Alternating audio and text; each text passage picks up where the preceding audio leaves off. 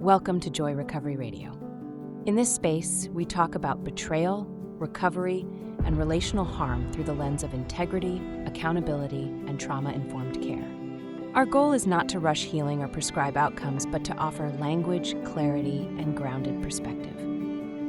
This podcast is educational. You are invited to listen slowly, take what resonates, and leave the rest. Let's begin.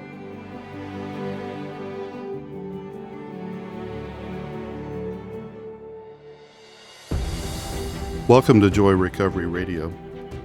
What you're about to hear in today's episode is slightly different. It is an excerpt from a live teaching inside our Joy Recovery Academy. The Academy is our monthly educational membership. It exists to give men and partners a place to actually understand what recovery requires.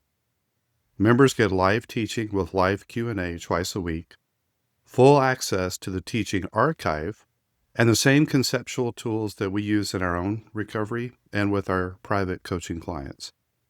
This particular teaching is on shame, specifically the difference between shame collapse and shame tolerance.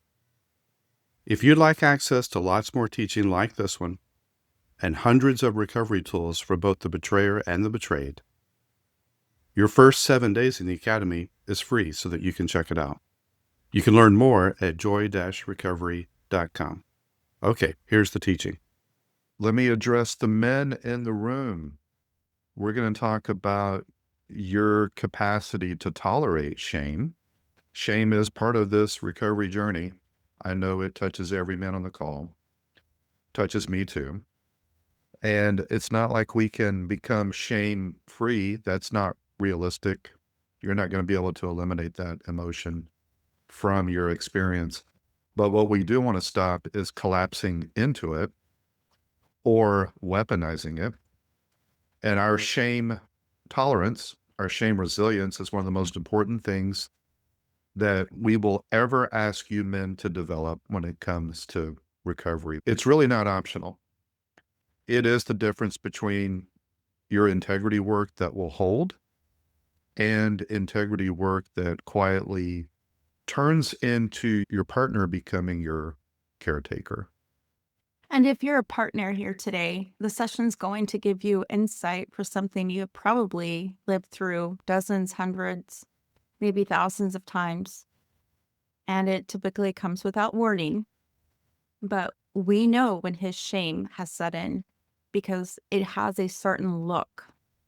We notice the change in his tone or the shift in his body language, or maybe there's a specific facial expression that he makes.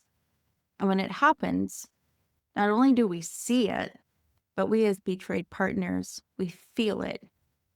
And what ends up happening is our reality is replaced by his shame. And whether we realize it in that moment or not, we begin to start conforming to him and his shame, something I feel is not discussed near enough.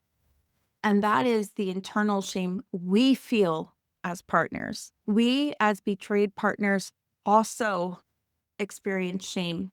It's something called carried shame, and it's something that we carry inside. It should never have been put on us. And I call this shame, it's learned. It's not earned. For the men, your recovery often fails at this exact point. And what does it look like? When your partner says something that's hard, something that's true, and your system collapses, you go silent, you go flat, you hang your head. Oftentimes we'll say something like, I know I'm just a piece of garbage, or fill in the blank there. And the entire room reorganizes around you. The partner was trying to name her reality 5 seconds ago, and now she feels like she's having to manage your nervous system on top of her own nervous system. That is what we mean by shame collapse. It's one of the most common forms of pseudo-recovery that we see.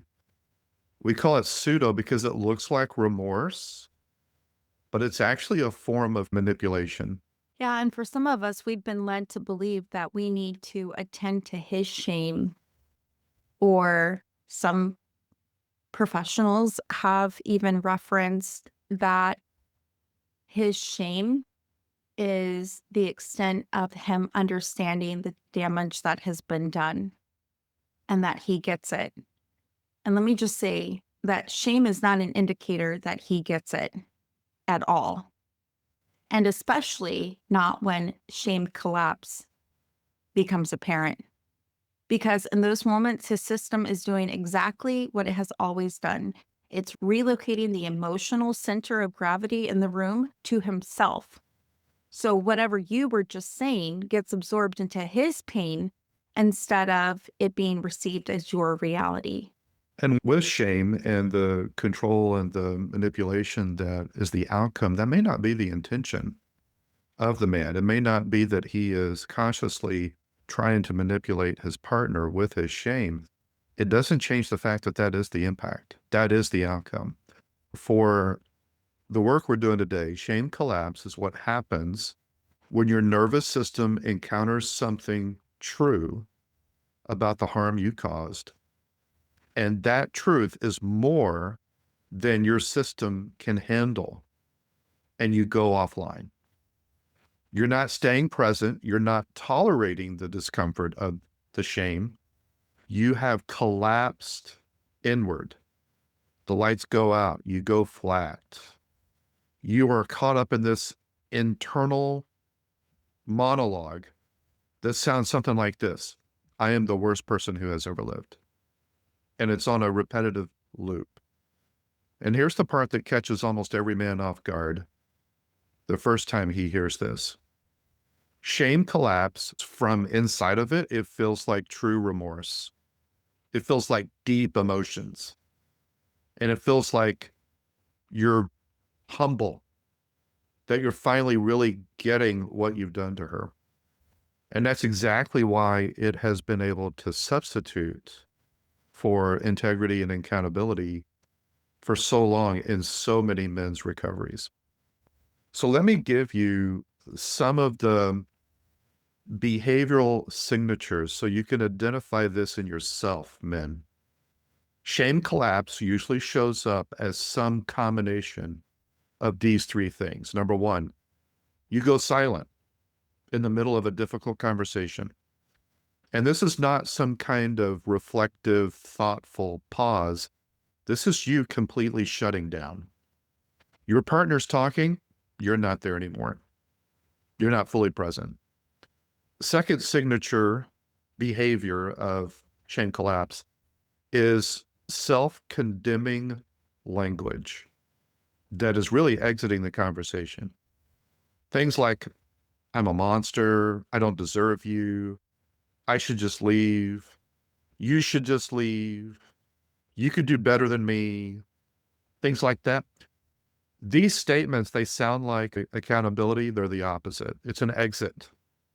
You've stopped engaging with the actual harm that's being presented to you. And instead, you're narrating to her your own unworthiness. Third signature behavior is just in our body, our physicality, we collapse. Our body language actually has the posture of our injury. And whether it's intentional or not, what we're communicating to our partner is, you need to stop. You're hurting me. My pain is the most important thing in the room right now. And when we do that, more often than not, it works. It almost always works. We get the outcome that we were hoping to get from the shame. Here's what I want you to sit with, men. Shame collapse, it has a function. And it doesn't matter whether you're aware of it or not. It doesn't matter whether it was intentional or not. The function is this: it makes your interior, what's happening inside of you, the main concern in the room. It centers you. It centers your suffering, your unworthiness, the damage that you're experiencing, not her, your wound, not her wound. And what's painful about this for your partner is that you're doing this at the exact moment that she was trying to share her pain. And it's been bypassed. There's a switch that happens. Every time that switch happens, her pain is multiplied. The damage is compounded. Now there's not just the original harm that she was trying to tell you about. Now you've done new harm. The harm of being the person who not only got betrayed, but now you're making a bid for her to take care of you, the one who betrayed her, because your shame is too big for you to hold. You're asking her to hold it with you.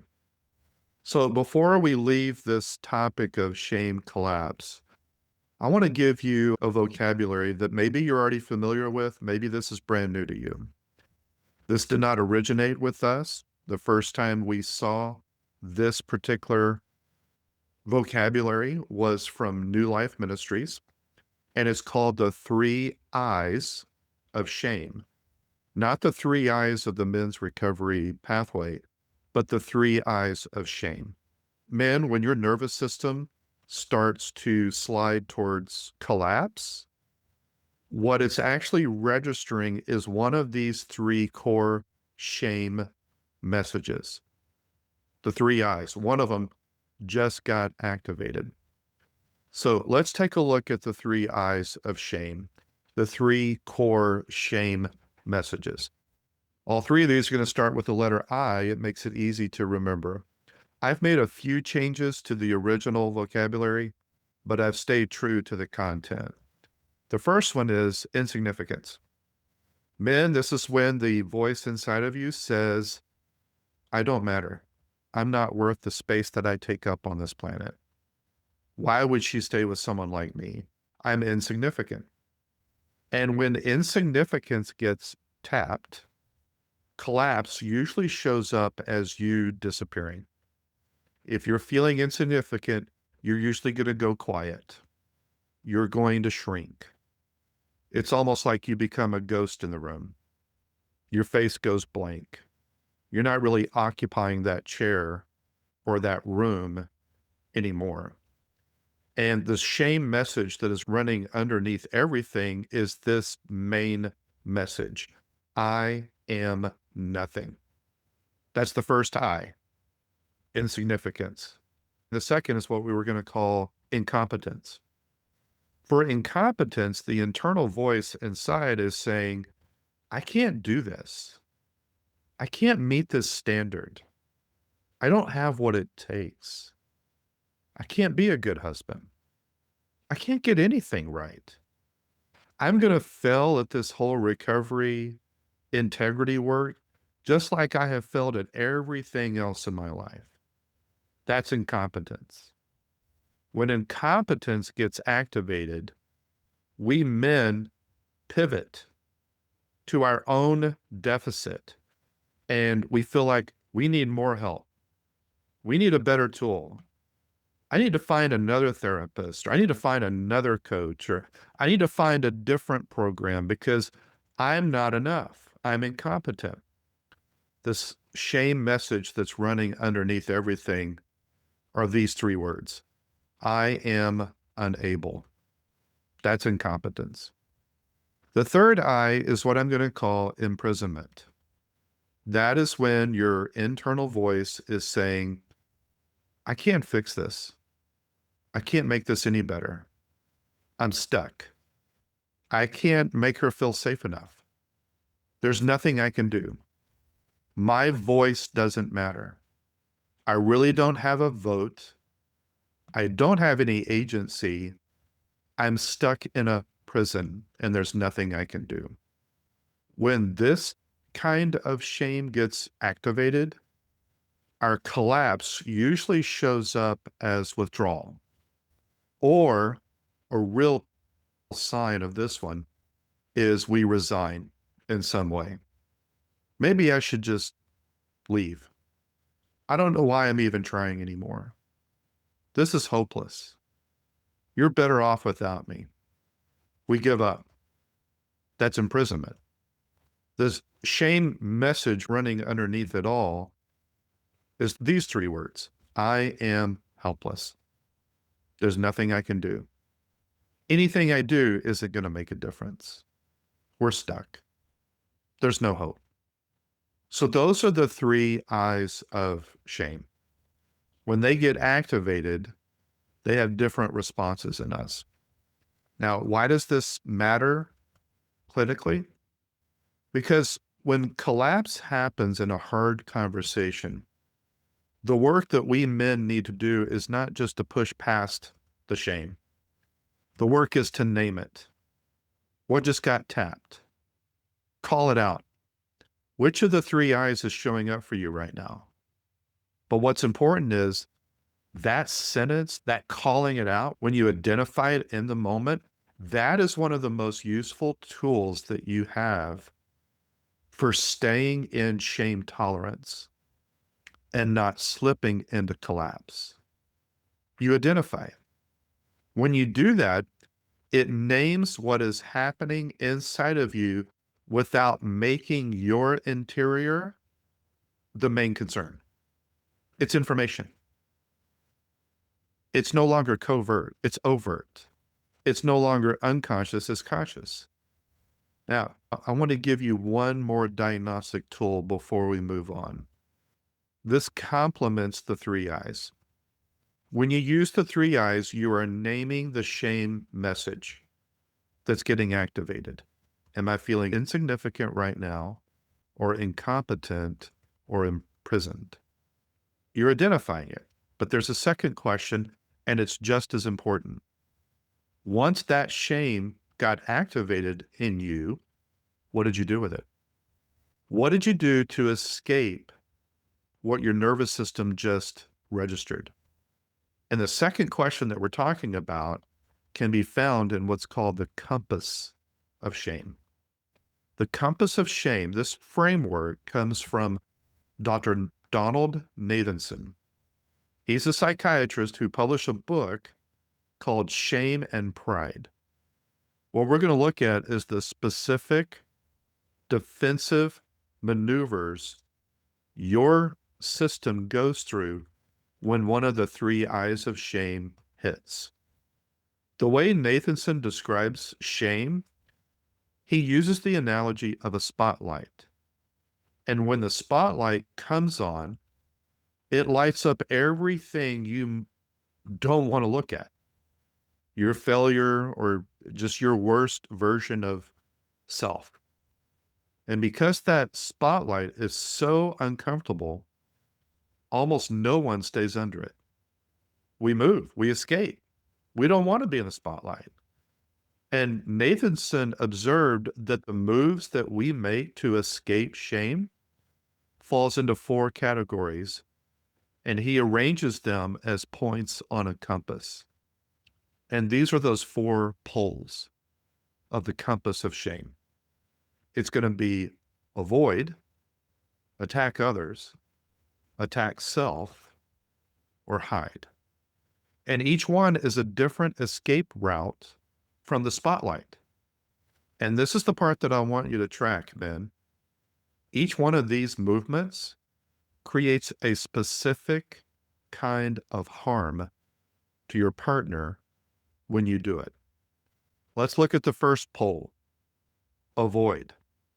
This is the move where you do not let the shame land at all.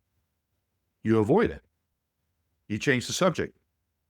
Some of you use humor to avoid shame, so you crack a joke. Or you get really busy. You pour yourself into work or a project. Maybe you pour yourself a drink. You open the laptop, you scroll, you dissociate on your phone, you exercise, you go volunteer for something. Avoidance, this particular pole, is the most sophisticated one on the compass for men in recovery. In fact, your secret sexual basement was this pole. It was avoidance. Your deceptive sexuality came into your life as a way to avoid the shame. It was a way of escape. So the whole architecture of the secret sexual basement was an avoidance maneuver. That's how you kept the shame spotlight from ever fully focusing on you. And men, what's important to notice is just because you now have sobriety and you don't go to the secret basement anymore, that does not mean that you still don't avoid. It may end one specific avoidance behavior, but there are other avoidance behaviors. We can avoid shame by becoming a workaholic, by losing ourselves in exercise, even by becoming hyper-religious, performance, busyness. We can avoid by intellectualizing everything. Men, even our recovery work can be weaponized as a form of avoidance. Avoidance has a lot of costumes. It's very complex. This is one we need to watch for. Let's look at pole 2. The second pole, when the spotlight of shame is shining on us and we don't want to sit in it, the second movement we make is to attack others. This is the move where you make the spotlight someone else's problem, not your problem. It's like we try to transfer the spotlight to someone else. So we criticize them. We deflect. We bring up something she did. We point out her flaws. You're not perfect either. We cut her with our voice. We raise our voice. We might even darvo her and explain why this is actually your fault. Or we'll blame shift and say, it's my therapist's fault. It's my coach's fault. It's my trauma's fault. It's my family of origin fault. It's my culture. This pole in its most severe form is where we become aggressive, rage, verbally violent, where we have contempt for our partner. It's called leveling. If I feel low about myself, then I want to attack you and bring you to my perceived level, because then I feel better about myself. That's the second pole, attacking others. And unfortunately, a lot of this attack is towards our partner. The third pole of shame, he attacks himself. This is the move where you turn the shame into a weapon, but you don't aim it at her. You aim it at self. And often it's out loud. Often it's in her presence. We say things like, I'm a monster. I'm a piece of garbage. I don't deserve you. You should leave me. It's self-hatred language. What the compass emphasizes about this is attacking ourself. It sounds like deep remorse or accountability, but actually when we attack ourselves, we are hoping to be rescued by our partner. We're hoping she corrects us and disagrees with the statement we just made about ourselves. So this is not accountability. This is very manipulative. The fourth pole is hiding. This is the move where you exit the room without leaving the room. You shut down. You go quiet. You disappear into self. Your body slumps. Your voice flattens. Your partner can see it in your body. You may be 1 foot away from her, but you might as well be a mile emotionally. She can't find you anymore. Hiding is the move that most men in this work mistake for humility. Guys, this is not humility. True humility stays present with your partner. But hiding is disappearing. You're vanishing. Have you ever heard your partner say something like this?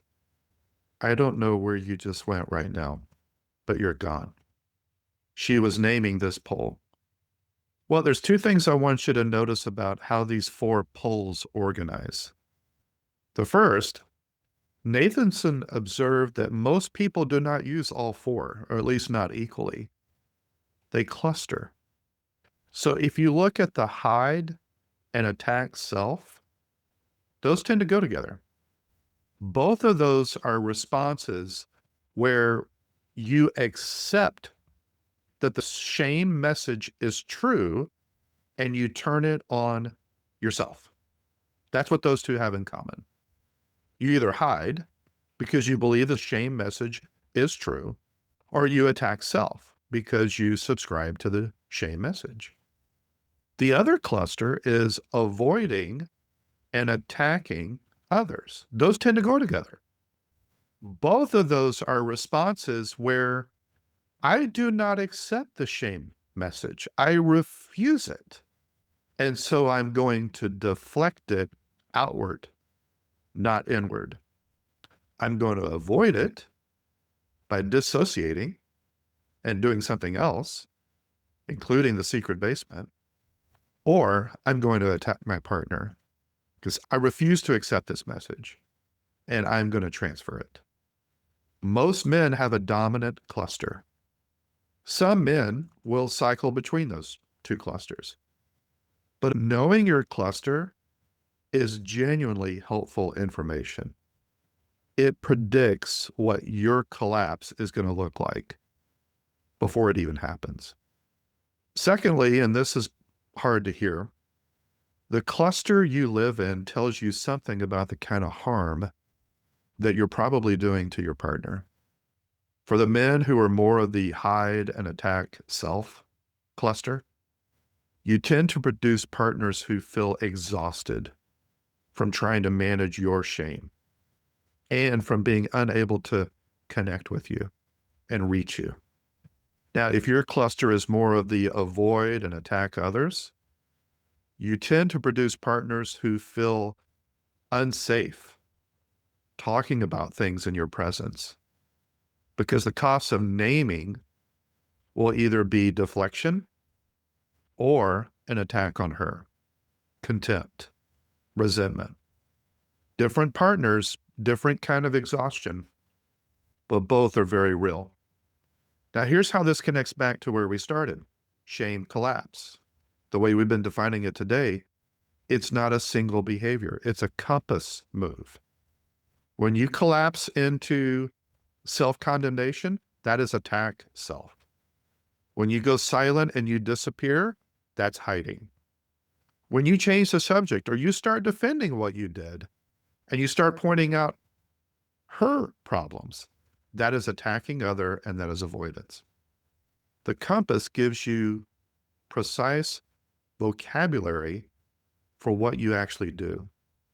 And the three eyes are telling you which type of shame just got activated. The compass tells you which pole you ran to. Together, these two tools, which of the three eyes just got tapped, which pole did I run to?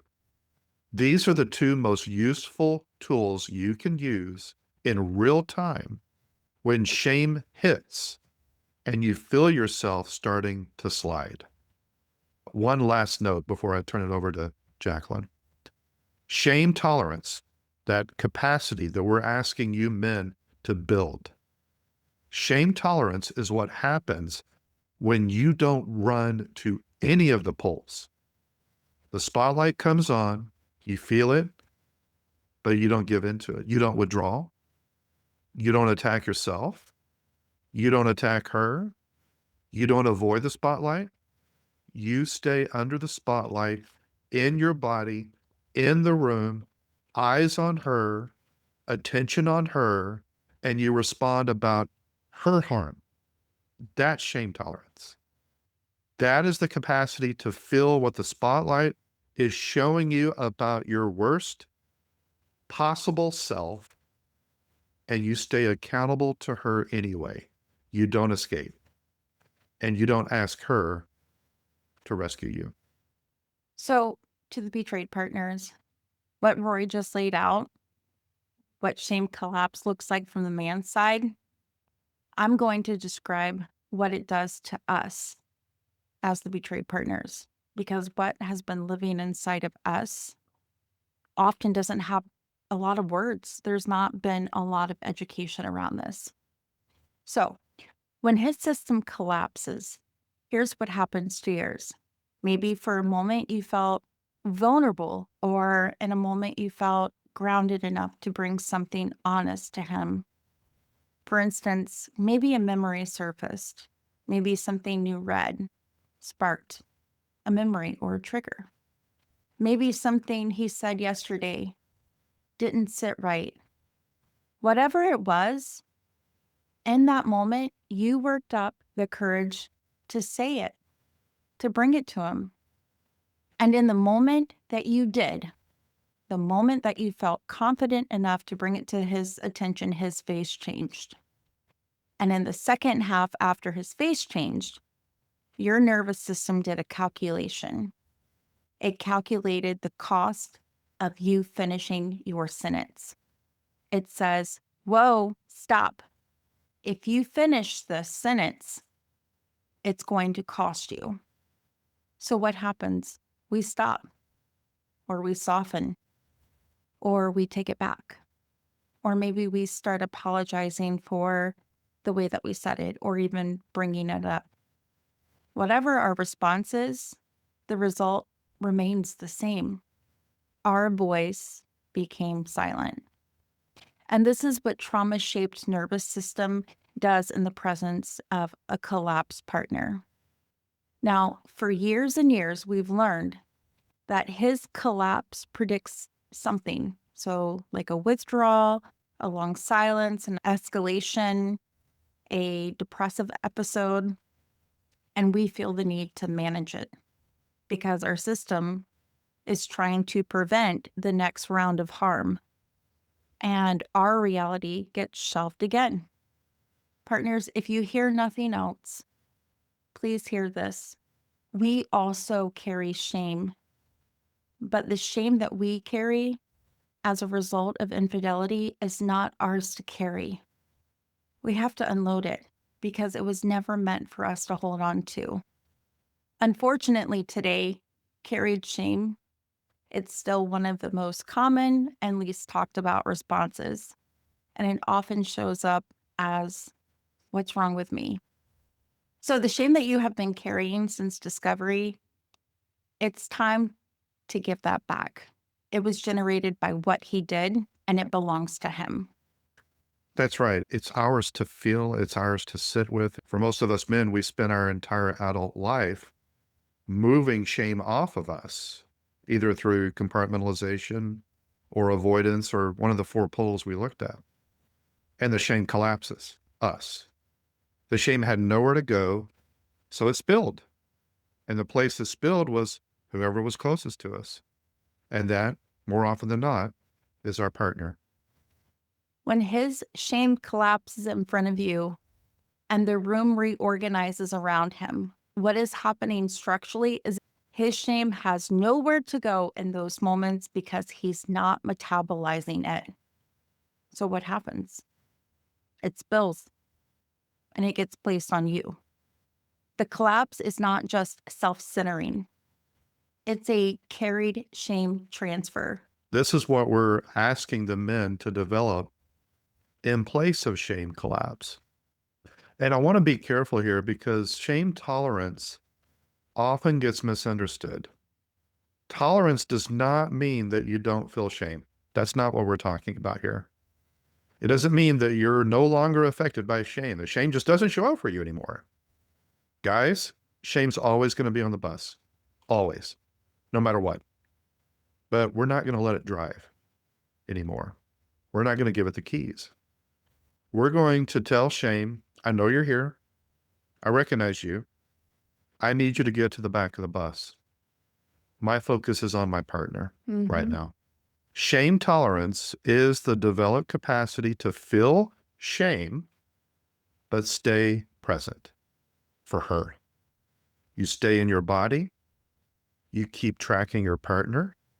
You stay engaged with the content of what she's saying, and you don't disappear into your own pain.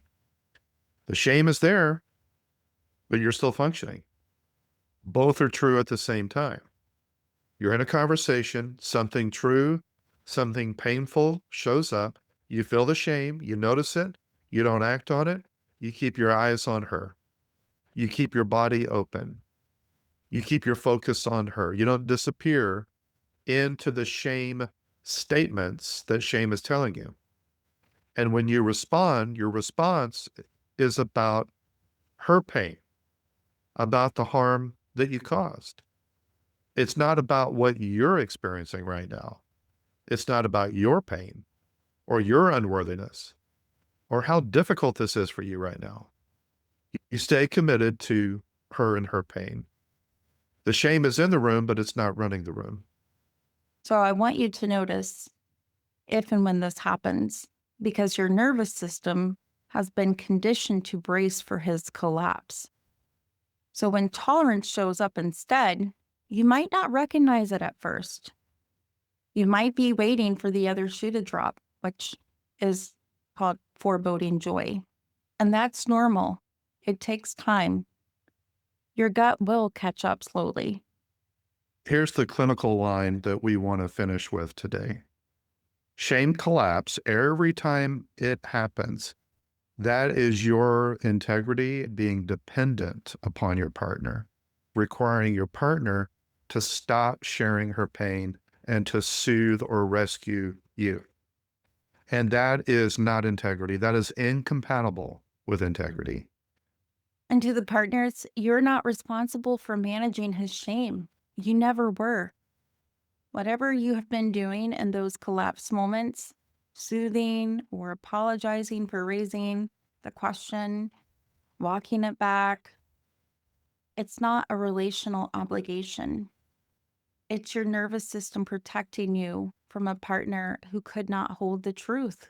Yeah, this is what I want to leave the men with today. And it's simply this. Shame is an emotion and you can't choose your emotions. Shame is going to show up for the rest of your life. You have no control over that. You have total agency over what you focus on. Shame is an impulse. That's all it is. We don't have to obey it. Men, you feel the impulse to defend. You don't have to follow it. You feel the impulse to avoid. You don't have to follow it. Shame is always going to be an impulse that if you follow it, it will lead you to self-reference, to self-absorb, to focus on self exclusively. It's just an impulse. Emotions are in motion. They're temporary. They pass. And if you identify shame when it shows up and you decide, I'm going to keep my focus on my partner right now, what I usually find is when I finish the difficult conversation and I come back and I decide, okay, shame, I can deal with you now, he has disappeared because I didn't feed him. The way I feed him is to focus on self. And now shame just begins to spiral on itself and leads to a full-blown collapse because I fed it. I fed it with my attention. I gave it my focus. When I starve it of the attention that it wants, it usually dissipates on its own. It'll come back, it always does, but I don't have to let it drive. That's shame tolerance. That's what we're talking about today.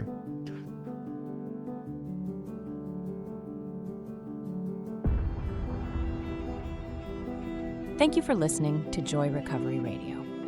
If today's episode was helpful, you can find additional educational resources and information about the Joy Recovery Academy and our private coaching at joy-recovery.com. Joy is possible when you live in integrity.